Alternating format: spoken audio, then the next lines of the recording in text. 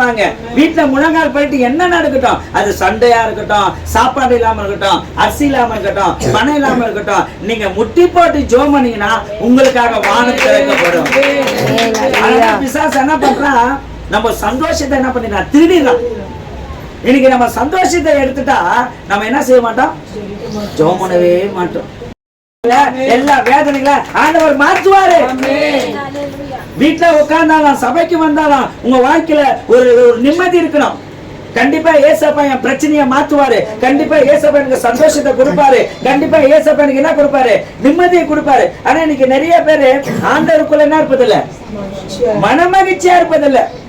இன்னைக்கு மகிழ்ச்சி என்ன பண்றாங்க, மகிழ்ச்சியை தேடி பாவமான வழியில் என்ன பண்றாங்க போறாங்க. அதான் பாவத்தினுடைய சந்தோஷம் மரணம், பாவத்துடைய சந்தோஷம் மரணம், கர்த்தருடைய சந்தோஷம்